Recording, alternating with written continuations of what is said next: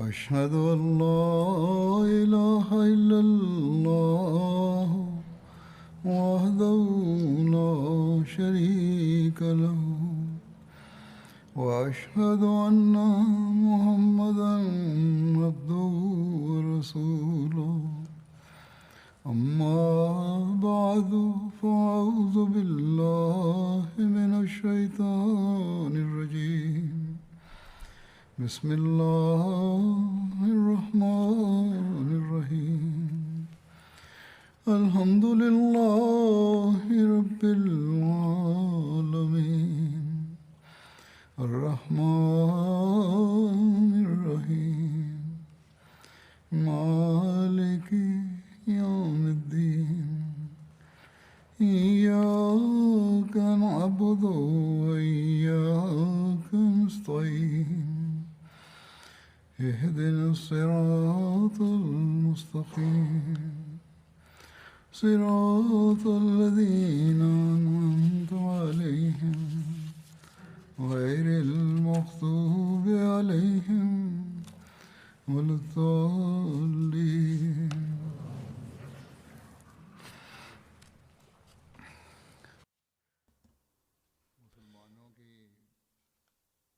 De verslagen van de militaire expedities van de moslims tegen de opstandige afvalligen worden momenteel vermeld.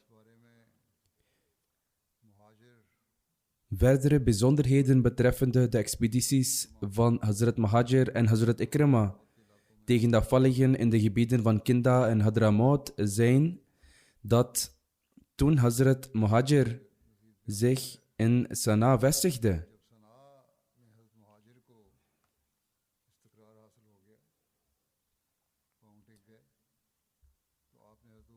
hij aan Hazrat Abu Bakr schreef, hem op de hoogte brengend van alles wat hij tot dan toe had gedaan. Terwijl hij op een antwoord wachtte, schreven Maaz bin Jabal en verschillende andere gouverneurs uit Jemen, die deze posities bekleden sinds de tijd van de heilige profeet sallallahu alaihi wasallam, ook aan Hazrat Abu Bakr radhiyallahu anhu, om toestemming te vragen om naar Medina terug te keren. In antwoord hierop gaf Hazrat Abu Bakr, Maaz bin Jabal en de andere gouverneurs de keuze om in Jemen te blijven of terug te keren naar Medina, met de voorwaarde om iemand anders in hun positie aan te stellen. Toen zij deze keuze hadden gekregen, keerden zij alle terug naar Medina en Hazrat Muhajir werd opgedragen zich bij Ikrima te voegen. Beiden kregen de opdracht om vervolgens naar Hadramaut te gaan en Zaid bin Labid te helpen. Terwijl zij op hun respectievelijke posities bleven, droeg hij hen op om degenen die aan hun zijde tussen Mekka en Jemen hadden gevochten, toe te staan om terug te keren. Als zij wensten terug te keren, konden zij dat doen. Tenzij men vrijwillig aan de jihad wilde deelnemen en daaraan voorrang gaf. Ikrima ontving een brief van Hazrat Abu Bakr radhiyallahu anhu en daarin werd hem opgedragen om Muhajir bin Abu Umayya te ontmoeten, die vanuit Sanaa naderde. Hierna werd hen beiden verteld om richting de stam van Kinda te gaan. Na ontvangst van deze brief verliet Ikrima Mahra en verbleef in Abyan, wachtend op Muhajir bin Abu Umayya. Abyan is de naam van een stad in Jemen. In Tarikh al-Tabri staat het volgende met betrekking tot de expedities tegen de afvalligen van de stam van Kinda. Voor hun afvalligheid, toen de gehele regio's Kinda en Hadramaut de islam hadden aanvaard, zei de heilige profeet sallallahu alaihi wasallam het volgende met betrekking tot het verzamelen van zakat van hen. Een deel van de zakat die van de mensen van Hadramaut wordt verzameld, moet in Kinda worden bewaard. En een deel van de zakat die van de mensen van Kinda wordt verzameld, moet in Hadramaut worden bewaard. Dat wil zeggen, het moet naar Hadramaut worden gestuurd en het moet aan elkaar worden besteed. Evenzo moet een gedeelte van de zakat die van Hadramaut wordt ingezameld, in Sukoon worden bewaard en een gedeelte van de zakat van Sukoon moet in Hadramaut worden bewaard. Hierop zeiden sommige mensen uit Kinda: O boodschapper van Allah, sallallahu alaihi wasallam, wij hebben geen kamelen. Wij hebben geen kamelen. Als u het passend acht, dan kunnen deze mensen op hun rijdieren naar ons toe reizen en de zakat afgeven. De heilige profeet sallallahu alaihi wasallam antwoordde hun, dat wil zeggen aan de mensen van Hadramaut, als jullie daartoe in staat zijn, dan mogen jullie dienovereenkomstig handelen. Zij zeiden, wij zullen het overwegen. Als zij geen dieren hebben, dan zullen wij dienovereenkomstig handelen. Toen de heilige profeet sallallahu alaihi wasallam overleed en de tijd naderde om de zakat te innen, riep Ziyad de mensen bij zich. Zij verzamelden zich om hem heen en Banu Waliya, dat is het volk van Kinda, zei, geef ons de zakat zoals jullie de heilige profeet sallallahu alaihi wasallam hadden beloofd. Zij antwoordden, jullie hebben dieren die jullie last kunnen dragen. Breng jullie dieren en neem de zakat. Zij weigerden de zakat zelf te geven en het volk van Kinda bleef bij hun eis.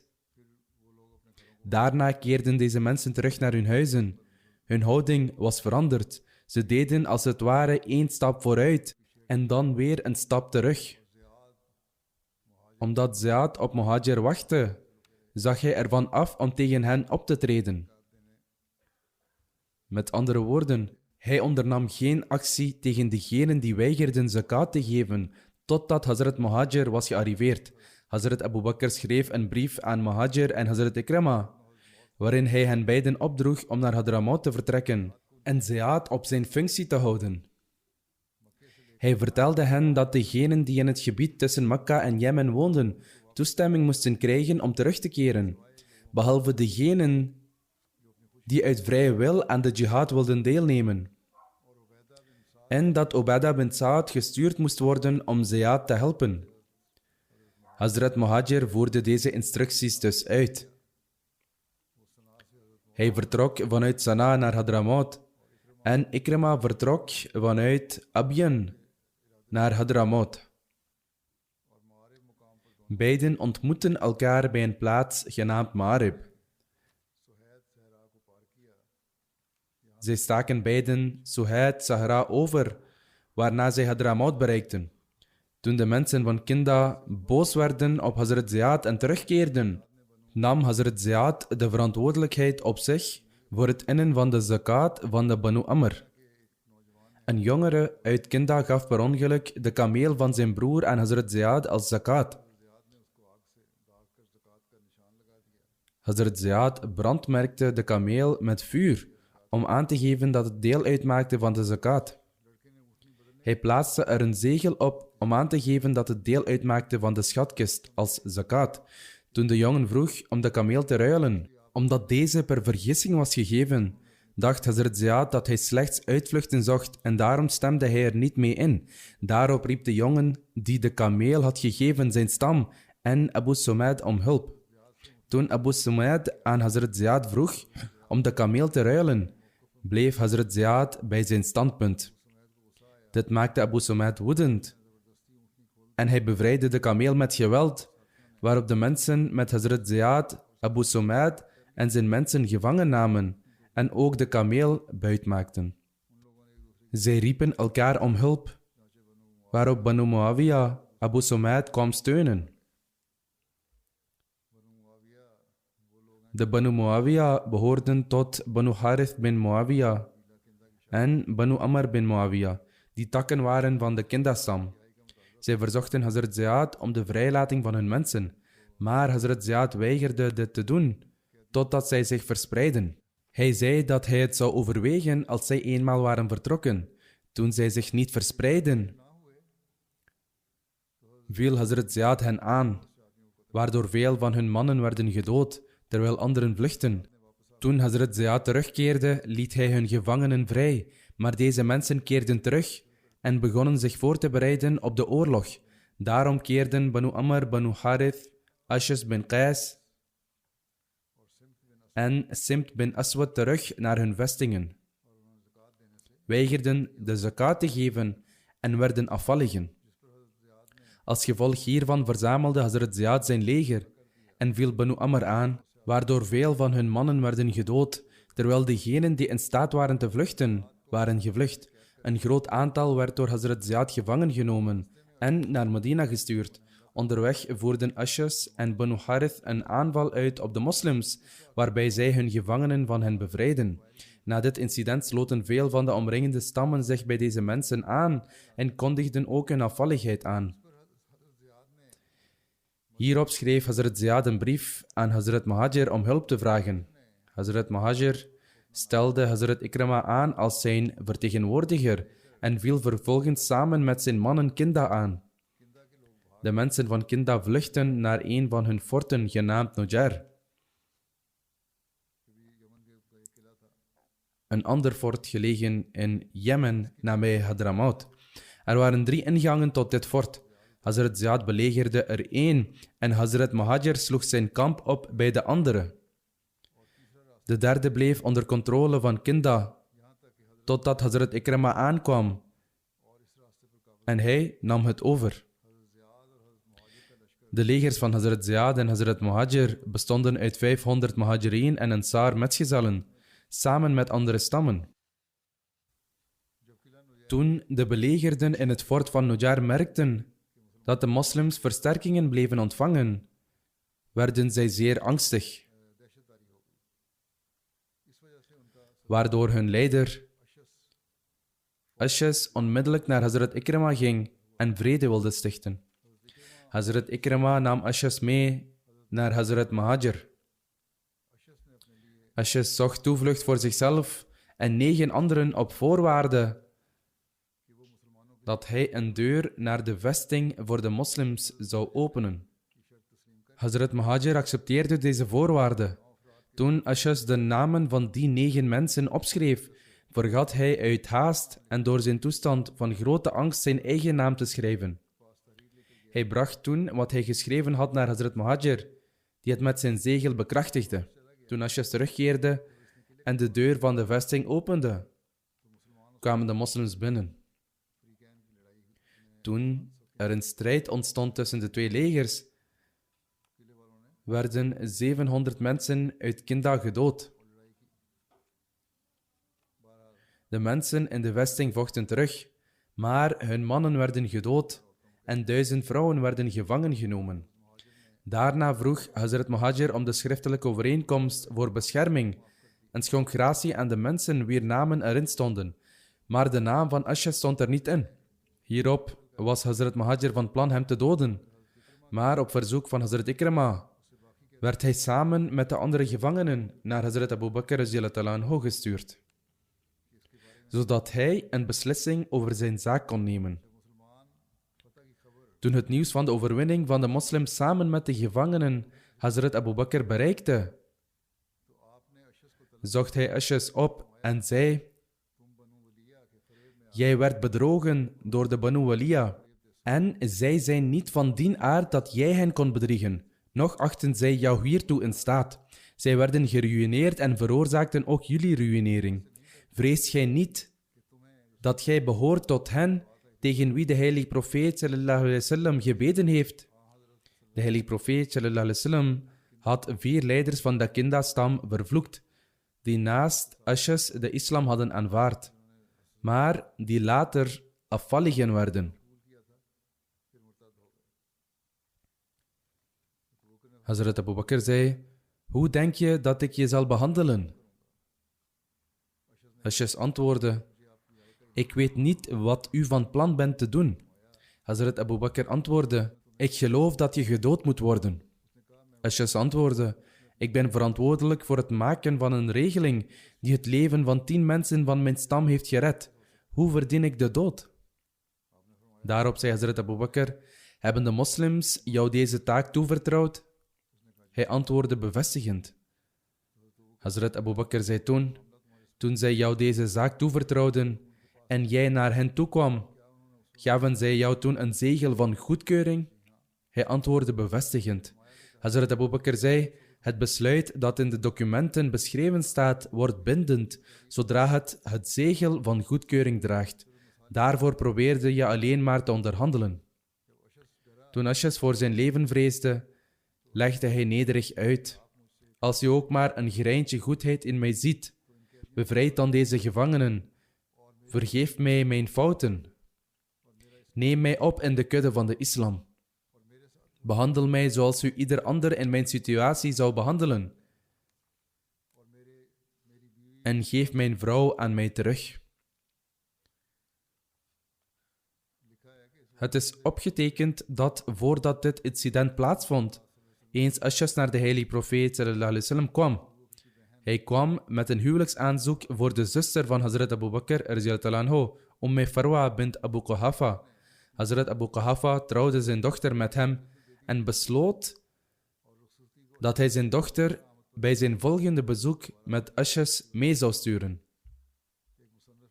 Volgens een auteur was Farwa de dochter van Hazrat Abu Bakr radhiyallahu anhu. Niettemin, nadat de heilige profeet sallallahu alaihi wasallam overleed en Ashas een afvallige werd hij bang dat zijn vrouw niet aan hem zou worden teruggegeven. Ashas zei tegen Hazrat Abu Bakr radhiyallahu anhu: U zult mij vinden onder de beste mensen in uw omgeving in dienst van de religie van Allah. Hierop spaarde Hazrat Abu Bakr zijn leven, accepteerde hem in de kudde van islam en gaf zijn familie aan hem terug. Hierna zei Hazrat Abu Bakr: Ga heen. Van nu af aan moet ik alleen goede dingen over jou horen. Op deze manier bevrijdde Hazrat Abu Bakr ook alle gevangenen die terugkeerden naar hun respectievelijke streken. Volgens een van de verhalen was Ashas schuldig aan het verbreken van een belofte aan zijn stam en durfde hij niet naar hen terug te keren. Nadat hij bevrijd was, bleef hij in Medina met Farwa. In de tijd van Hazrat Umar radhiyallahu anhu, toen de gevechten in Irak en Syrië plaatsvonden, behoorde Ashas ook tot de moslimlegers die op weg gingen om tegen de Iraniërs en Byzantijnen te vechten. Hij leverde een uitzonderlijke bijdrage in deze gevechten en won zo het respect van het volk terug en herstelde zijn verminderde reputatie. Al met al bleven Hazrat Muhajir en Hazrat Ikrama in Kinda en Hadramaut, totdat er geen vrede en veiligheid was en de islamitische regering niet stevig was hersteld. Dit waren de laatste gevechten tegen de opstandige afvalligen. Na de voltooiing van deze expedities werd de opstand volledig uitgeroeid en kwamen alle stammen onder de heerschappij van de islam. Om de vrede en veiligheid in die regio te handhaven en om alle middelen die tot rebellie zouden kunnen leiden volledig te onderdrukken, paste Hazrat Muhajir dezelfde strenge maatregelen toe die hij in Jemen had laten zien. Hazrat Abu Bakr schreef aan Hazrat Muhajir, waarin hij hem opdroeg om ofwel Jemen ofwel Hadramaut te overzien, waaruit hij Jemen koos. Hierdoor werden er 2 leiders aangesteld over Jemen. Terwijl hij zich richtte tot de gouverneurs die zich inspanden tegen de rebellen en afvalligen, schreef Hazrat Abu Bakr radhiyallahu anhu: Naar mijn mening verdient het de voorkeur dat u alleen gouverneurstaken toewijst aan degenen die zuiver zijn gebleven van elke smet van afvalligheid en rebellie. Velen waren weliswaar tot de islam teruggekeerd, maar hij zei tot hen dat zij op hun hoede moesten zijn voor hen, die vroeger afvallig waren geworden of in opstand waren gekomen. Hij zei toen: Jullie moeten je allemaal aan dit voorschrift houden en ernaar handelen. Aan hen onder jullie leger die wensen terug te keren, moet toestemming gegeven worden om dat te doen. En in geen geval mogen jullie de hulp inroepen van een opstandeling of afvallige in jullie jihad tegen de vijand. De meeste auteurs, vooral biografen uit die tijd, benadrukken deze gevechten onder leiding van Hazrat Abu Bakr radhiyallahu anhu en beweren dat deze jihad gevoerd werd tegen de valse profeten en dat zij met de kracht van het zwaard werden uitgeroeid en dat dit hun straf was in het licht van de islamitische sharia. Wie echter de geschiedenis heeft bestudeerd, kan dergelijke beweringen nooit staven. Zoals eerder gezegd, in het licht van de heilige Koran, de gezegende praktijk van de heilige profeet sallallahu alaihi wasallam en de hadith, trad de heilige profeet sallallahu alaihi wasallam nooit op tegen een individu, omdat deze zich op het profeetschap beriep. Nog ondernam Hazrat Abu Bakr radhiyallahu anhu deze expedities met het doel valse profeten het zwijgen op te leggen Integendeel, de werkelijke reden voor het nemen van dergelijke maatregelen was hun opstandig gedrag. Terwijl hij uitlegt over de reden waarom de metgezellen oorlog voerden tegen degenen die aanspraak maakten op het profeetschap, zegt Hazrat Muslim Maud radhiyallahu anhu. Maulana Maududi Sahib heeft geschreven dat de metgezellen vochten tegen allen die aanspraak maakten op profeetschap na de heilige profeet sallallahu alaihi wasallam. Maar dit gaat in tegen de vertellingen van de metgezellen. Maulana Maududi Sahib zou zich moeten herinneren. Dit is geschreven toen hij nog leefde, dat degenen die aanspraak maakten op het profeetschap na de heilige profeet sallallahu alaihi wasallam en tegen wie de metgezellen vochten, allemaal in opstand waren gekomen tegen de islamitische regering en er openlijk de oorlog tegen hadden verklaard. Hazrat Muslim Maud verklaart verder. De Maulana beweert dat hij de islamitische literatuur heeft gelezen. Maar voordat hij zijn mening over deze zaak geeft, had hij maar de geschiedenis van de islam bestudeerd. Dan zou hij geleerd hebben dat Musailma Kadhab, Aswad Ansi, Sajjah bint Harith en Tulaha bin Khuwailid Asadi allen geweigerd hadden zich te schikken naar de regering in Medina. En zij allen beweerden hun bestuur in hun respectievelijke gebieden te hebben gevestigd. Hazrat Muslim Maud radhiyallahu anhu schrijft: als hij Tariq ibn Khaldun zorgvuldig had gelezen, zou het duidelijk zijn geweest dat wil zeggen Maulana Sahib's opvatting onjuist was. Er staat geschreven: het nieuws van de afvalligheid van alle Arabieren, of het nu de algemene bevolking was of de vooraanstaande mensen, begon Medina te bereiken. Het waren alleen de Quraysh en de Thaqif-stammen die niet ten prooi vielen aan afvalligheid. De kwestie van Musailma escaleerde sterk en de Ta- en Asad-stam beloofden hun gehoorzaamheid aan Tulaha bin Khuwailid. De Ghadfan-stam was ook afvallig. En de Hawazin-stam stopte met het betalen van de zakat.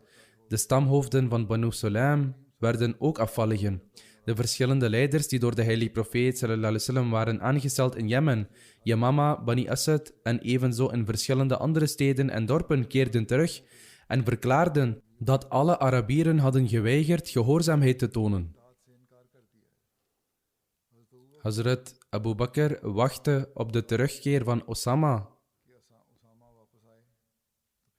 En dan zou hij tegen hen vechten. Maar de stammen van Abbas en Zubayaan gingen snel en legerden zich in Abraq, dat dichtbij Medina was. Anderen legerden zich in Dhul-Qassa en sommigen van de mensen van de Bani Asad en Bani Kanana sloten zich ook bij hen aan.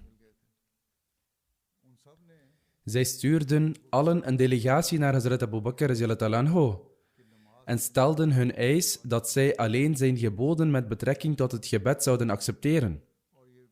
Al deze mensen verzamelden zich rond Medina en verklaarden dat zij bereid waren aan het gebod van het gebed te voldoen, maar zij zouden de zakat niet betalen. Echter, Hazrat Abu Bakr weigerde deze eis van hen.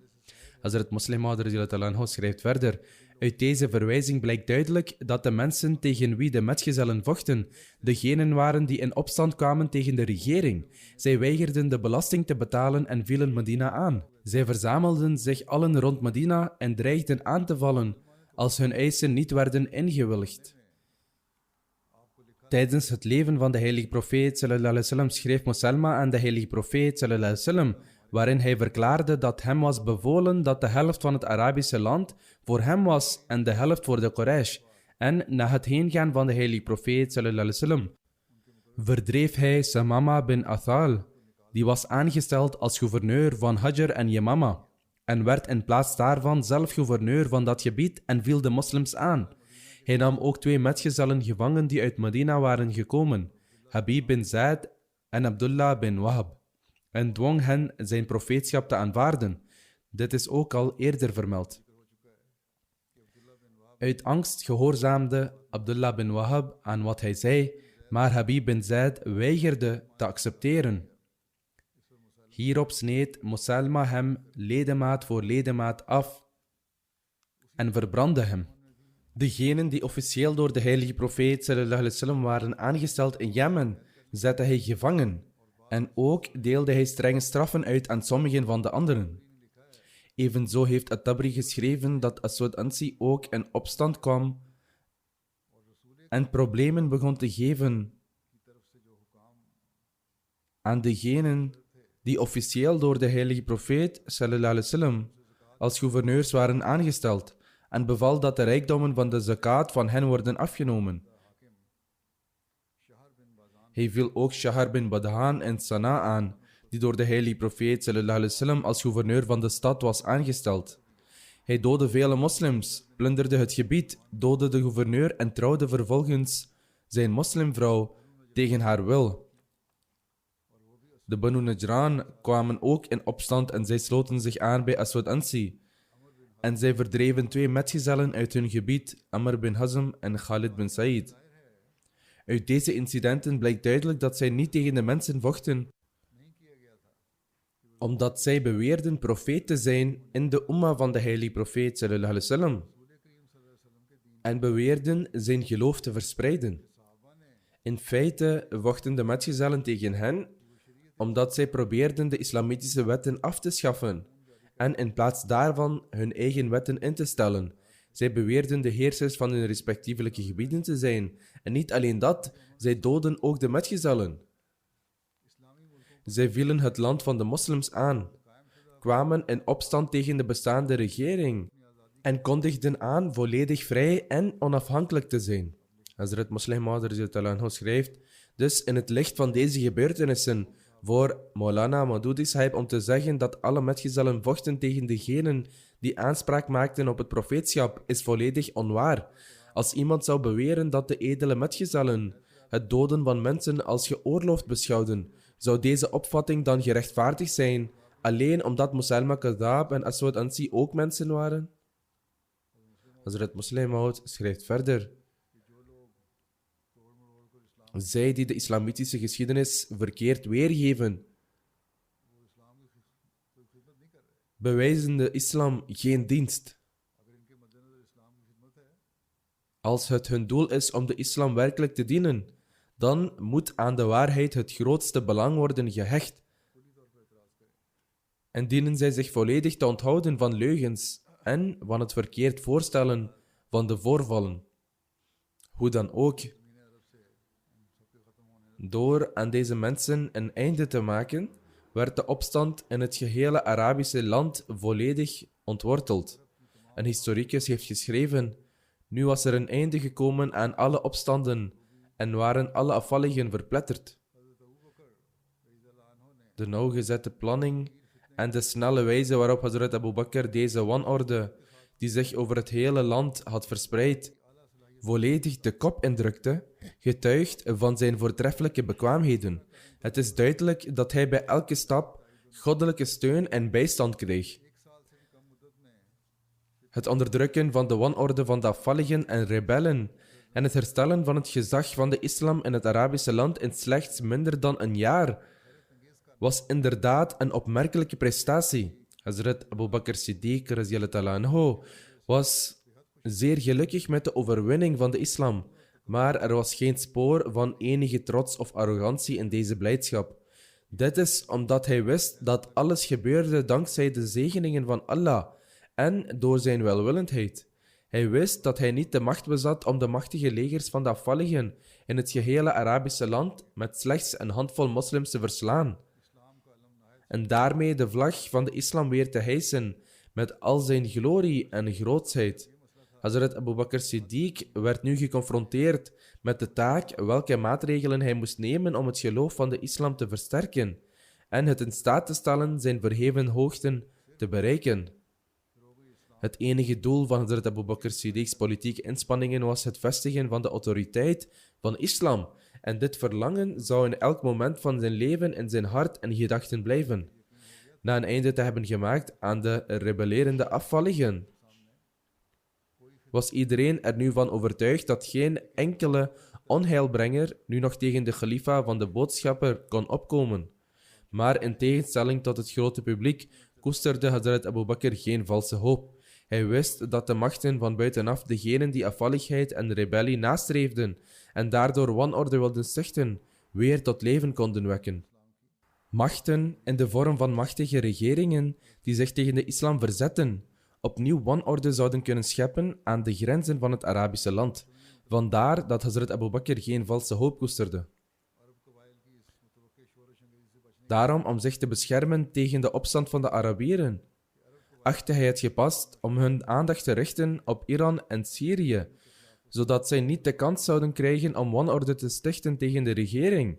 En op deze manier zouden de moslims zich in vrede voelen en zouden zij in staat zijn om vrijelijk de geboden van hun geloof uit te oefenen, en zo om de grenzen van het Arabische land te beschermen en zichzelf te vrijwaren van de sterke vijand, was het noodzakelijk om de boodschap van de islam over te brengen aan deze machtige naties, zodat zij, door het accepteren of begrijpen van de universele boodschap van de islam, niet alleen zelf in vrede zouden leven, maar anderen ook tegen hen beschermd zouden worden. En in vrede en harmonie zouden leven, en de vrijheid zouden hebben om hun religieuze overtuigingen te praktiseren. Over de methode en wijsheid die Hazrat Abu Bakr hiervoor gebruikte, staat geschreven in geschiedkundige boeken. Nadat de oorlogen en expedities tegen de opstandige afvalligen tot een einde waren gekomen, begon Hazrat Abu Bakr Siddiq na te denken over de volgende handelwijze om het Arabische land en de islam op lange termijn bescherming te bieden tegen Iran en Syrië, die eeuwenoude vijanden waren.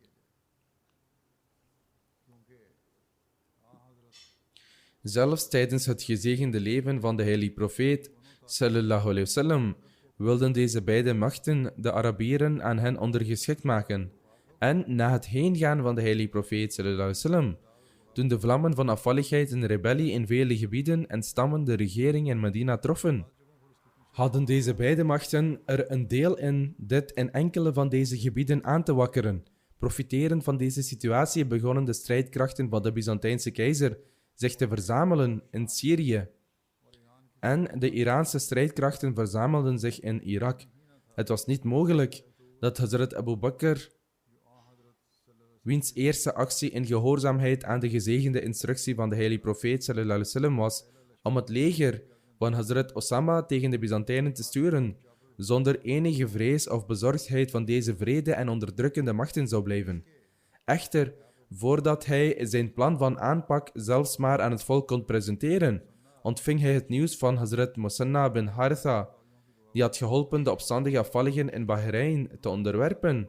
Hij samen met zijn mannen op weg was naar het noorden richting Irak, langs de kust van de Perzische Golf.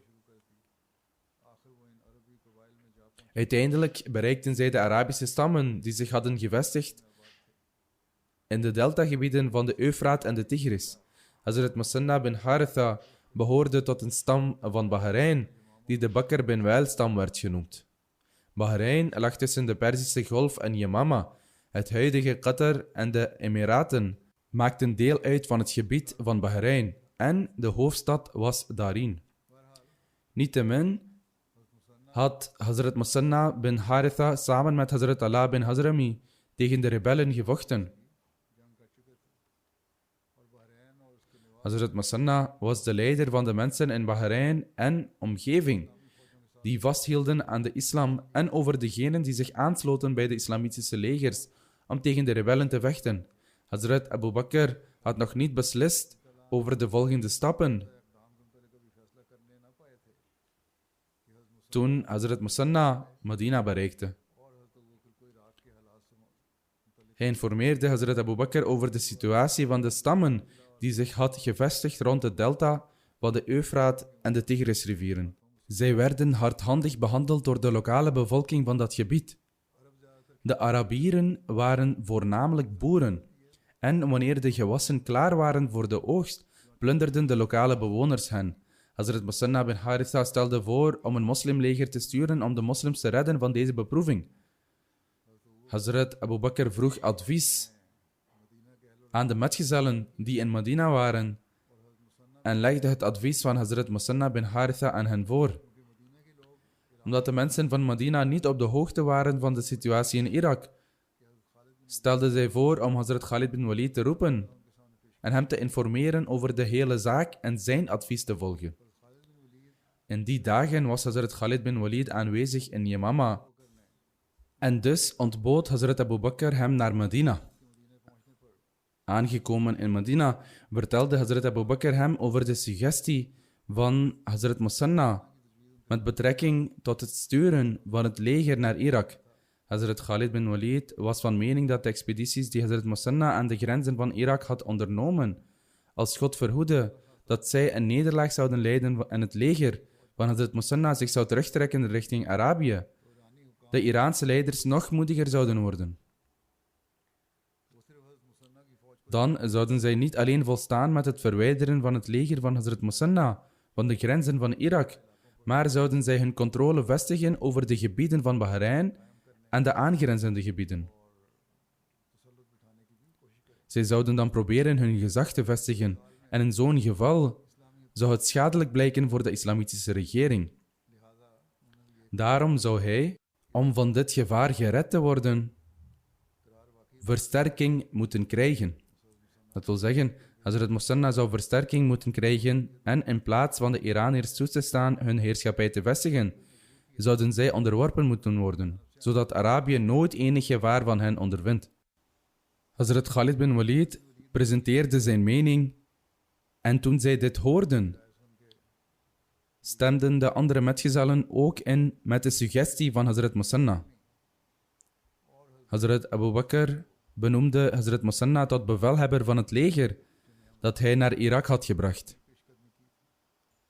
Hij kreeg instructies dat de andere Arabische stammen zich bij hem moesten aansluiten en hij moest hen uitnodigen om zich bij de kudde van de islam aan te sluiten. Ook hem werd medegedeeld dat zeer binnenkort een contingent vanuit Medina zou worden gestuurd als versterkingen, waarmee hij verdere opmars kon maken. Sommige historici zijn van mening dat Hazrat Musanna nooit naar Medina is gegaan om versterkingen te vragen, noch heeft hij Hazrat Abu Bakr ontmoet.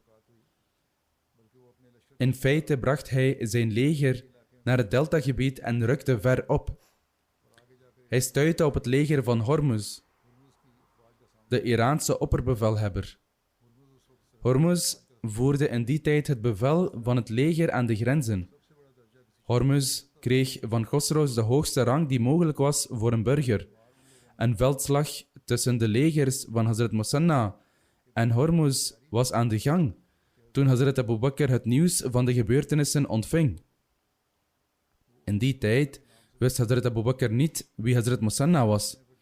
Toen Hazrat Abu Bakr het nieuws van deze gebeurtenissen ontving, deed hij navraag en ontdekte dat Hazrat Musanna vele opmerkelijke diensten verleende tegen de rebellerende afvalligen in Bahrein.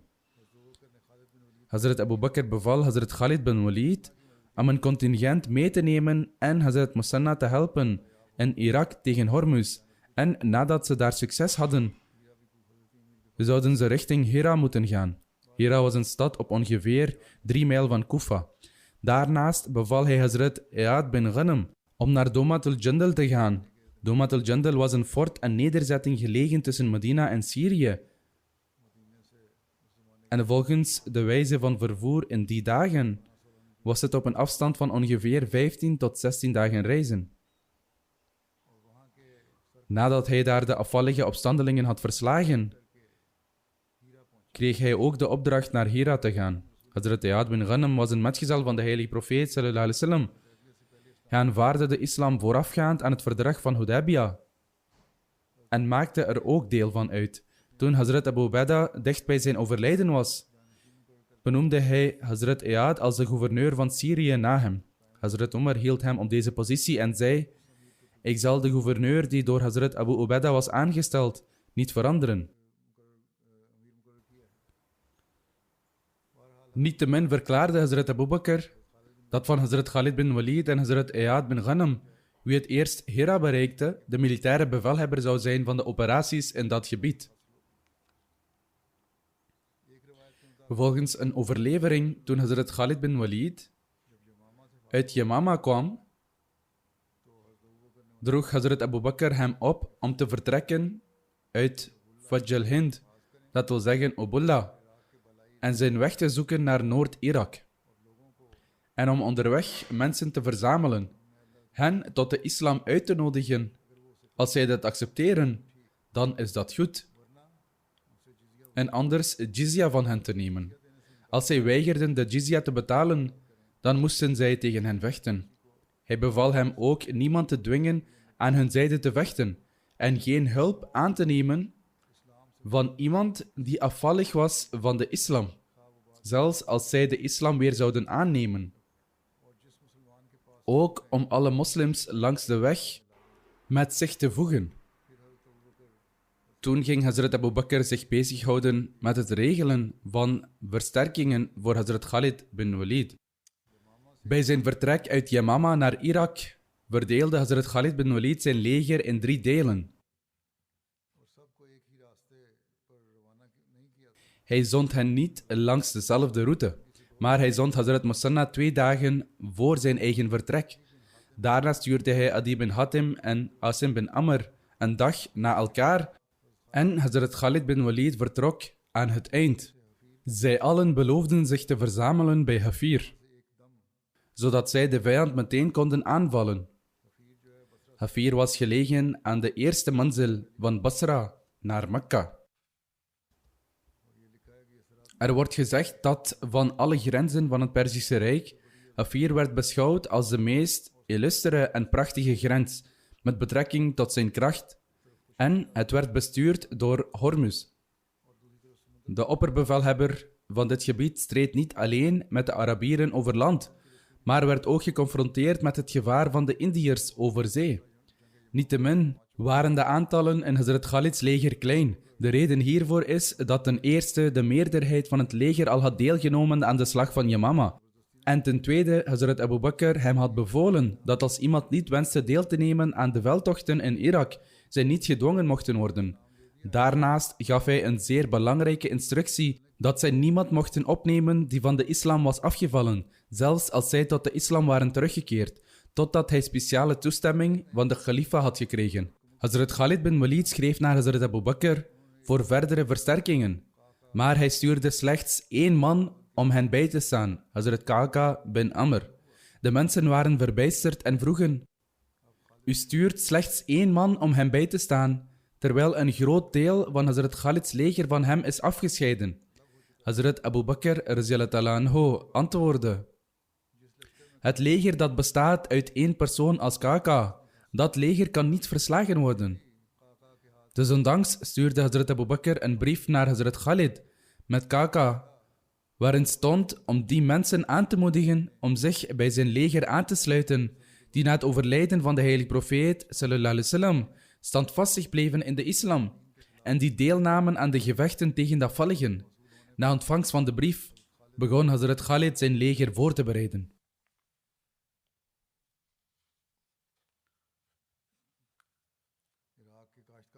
Met betrekking tot de instructies van Hazrat Abu Bakr over de boeren van Irak en de wijsheid daarachter, staat er geschreven dat de Arabieren als boeren in Irak zouden werken.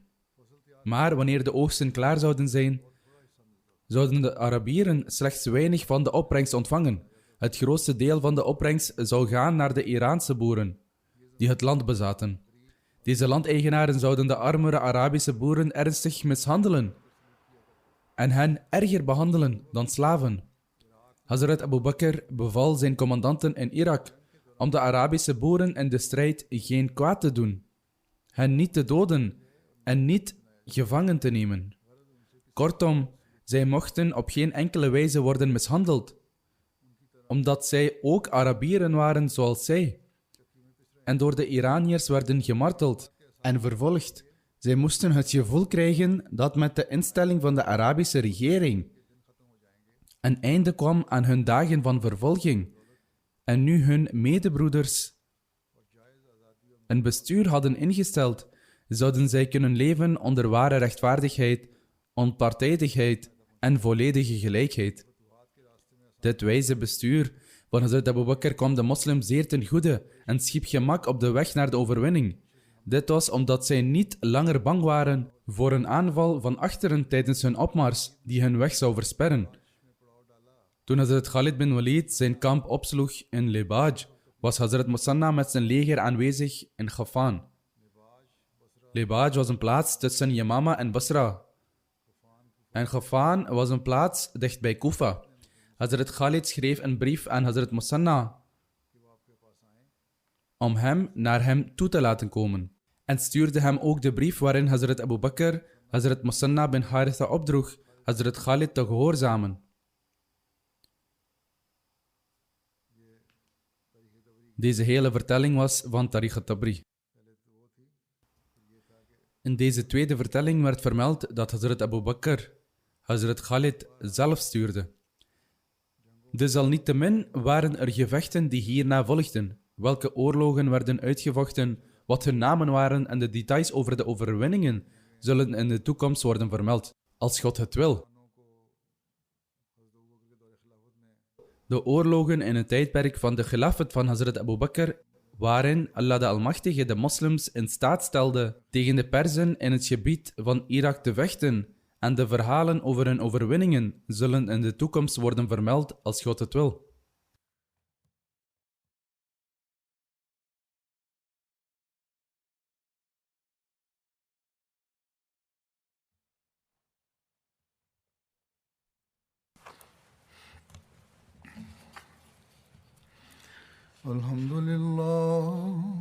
Alhamdulillah, nahmaduhu wa nasta'inuhu wa nastaghfiruh. ونؤمن به ونتوكل عليه ونعوذ بالله من شرور أنفسنا ومن سيئات أعمالنا من يهده الله فلا مضل له ومن يضلل فلا هادي له ونشهد أن لا إله إلا الله ونشهد أن محمدا عبده ورسوله عباد الله رحمكم الله إن الله يأمر بالعدل والإحسان إن الله يأمر بالعدل والإحسان وإيتاء ذي القربى وينهى عن الفحشاء والمنكر والبغي يعظكم لعلكم تذكرون اذكروا الله يذكركم وادعوه يستجب لكم ولذكر الله